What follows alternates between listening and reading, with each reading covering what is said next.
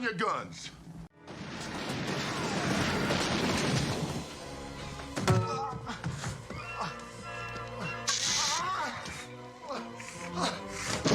Oh no.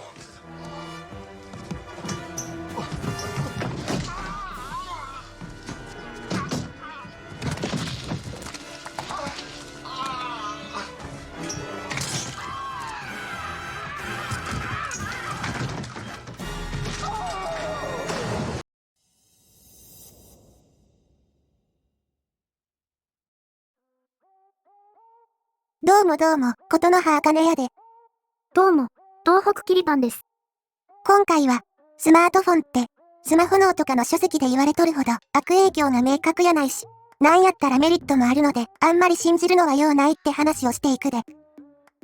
といえば、今回は私たちが担当なんですね。最近は持ち回りで解説していくことにしたからな。で、そんな話はどうでもええねんで。今回は、スマホの問題点を紹介しつつも、実際のところ悪影響は大したことないって研究を紹介していくで。早速だけどキリタン。最近、本は読んでるか？明確にこれといった感じの書籍は読んでないですね。まあもっぱら、実用書や論文とかになっちゃうので、自己啓発書とかは読まないです。読むとしても、科学者が書いた一般向けの解説書みたいのが多いので、一個人の経営者やインフルエンサーの体験談は興味ないですね。まあそれでええと思うけどな。最近は話題性ばっかり優先して、書いてる参考文献の内容と全然ちゃうこと言うてる暴力の人類史とか、風呂敷広げすぎて、もう否定されてる文献を引用して論理展開してる銃、病原菌、鉄とか、世間で名著って呼ばれてるもんにも問題山積みやから、正直一次資料に当たった方が早いんちゃうかと思うわ。まあ言うても、どんな有名な書籍にも欠点はあるもんやし、これはしゃあない部分も大きい。ただしスマホの、てめえはダメだ。まず謎の精神科医が参考文献すら書いてへんし、タートルネックのヒッピーおっさんを引き合いに出して、スマートフォンのネガティブなことばっかり言うてるのは、普通にやりすぎやで。まあ、本を出している以上は、著者も出版社も売れてもらわないと困るわけなので、誇張表現が強くなるのは仕方がないことではあるんですけどね。さて、長々と話してきたけど、そろそろ本題であるスマホ脳で言及されたスマートフォンのデメリットとメリットについての研究を紹介していくで。まず大前提として理解してほしいのは、スマホ脳が出版された頃から今に至るまで、スマートフォンの有害性については見解が固まってへんねん。その上で、まずは、スマートフォンのデメリットを見ていくで。まず最初に参照するのは、テキサス大学の研究や、イギリスの4つの都市にある学校で、2001年から、生徒が、どれだけ携帯やスマホを使ってるかをチェックして、行政データも集めたんや。また、生徒たちの性別、家庭の貧しさのレベル、特別教育の有無、過去の学習レベルなんかも調べて、スマートフォンが成績にいいか悪いかを調べたところ、スマホや携帯を禁止した学校では、16歳の学生のテストの点数が、標準偏差で 6.4% 上昇し、さらに成績が悪い学生や家庭が貧しいほど、スマホ禁止令の効果は大きく、平均的な学生よりも2倍のメリットを得ることができたらしいわ。他にはラドバウト大学の研究やねんけど、スマートフォンは休憩のリフレッシュに役立つんかという点を調査するため、83人の参加者を集めて実験を行ったんや。その結果、参加者の疲労と退屈が増すにつれて、スマートフォンをチェックする頻度も増え、スマートフォンを使ってから20分後の方が、参加者の疲労感は増加したという結果になったんや。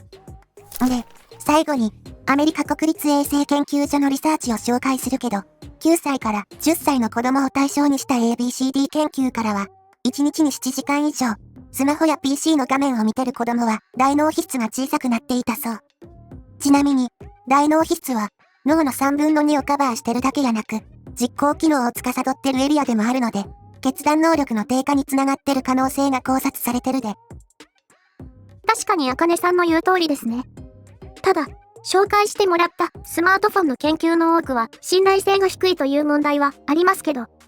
それと打足ですが、現代人の集中力は金魚並みであるという俗説や、現代人の集中力は8秒程度であるという俗説を耳にすることがあると思いますが、これって明確な根拠がないんですよね。日本では2016年頃から話題になった話で、海外だとタイム誌が2015年に報じてたりします。そもそも金魚の集中力をどうやって測ったのかについて調べたところ、どうやら話の出所はスタティスティックブレインという会社のレポートのようですが、これを裏付ける研究がどこにもないです。また、2002年に BBC が金魚の集中力は9秒と紹介したかと思えば、2017年にはそんなのデタラメだという専門家のインタビューを紹介してたりとカオスです。一応昔から金魚の記憶力は短いという俗説自体はあるため、これが集中力の話に転じたのかという気もします。厄介なのは、この俗説をスマートフォンと結びつけて、スマホを利用しているから、現代人の集中力は低いのだという結論を出す人がいるので、注意喚起も兼ねて紹介しました。そうやね。ほんで何か知らんけど、世間の流れを見とったら、スマホとか他の電子機器に何かしらメリットがあるって言うたら、第三者の力が働いて消されるんかってくらい、デメリットを強調しとるけど、メリットを示した研究も同じくらいあるからな。例えばメンタルの低下についてやけど、2017年に12万人以上のイギリスの若者を対象にした研究では、スマホを適度に使っとる限り、メンタルの悪化は見られへんかったそうや。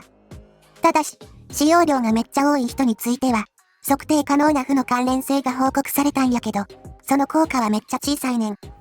また、スマホと孤独感についてやけど、2002年から2017年の間に発表された36の研究のレビューによれば、10代の若者の大半が、デジタルコミュニケーションのおかげで人間関係を高めとることが示されたそうや。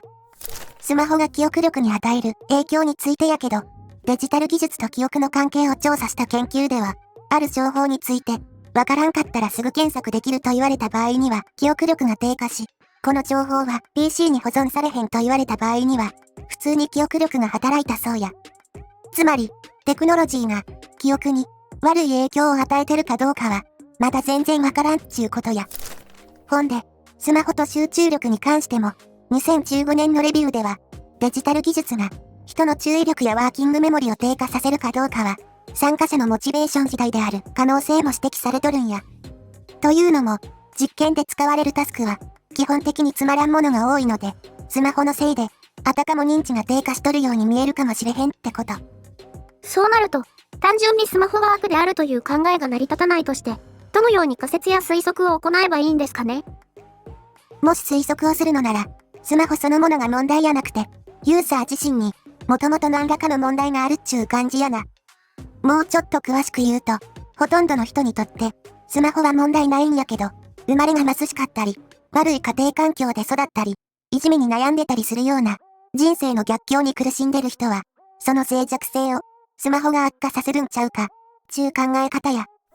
実際、9歳から16歳の子供3500人を対象に行われた調査では、裕福な家庭の子供は、ネットやデジタル技術で問題が起きにくいんやけど、リアルな生活で多くの逆境に遭遇してる子供ほど、スマホの悪影響を受ける可能性が高いと報告されてる。また、2015年の調査でも、低所得家庭の10代は、裕福な同年代の若者よりも、ネット上で、いじめや勧誘、被害を受ける可能性が高いって報告されてたりする。要するに、オフラインの生活で苦労してる青少年は、オンラインでも、ネガティブな経験をしやすいっちゅうことやな。他には、そもそも、研究の質の問題ちゃうかっていう推測もある。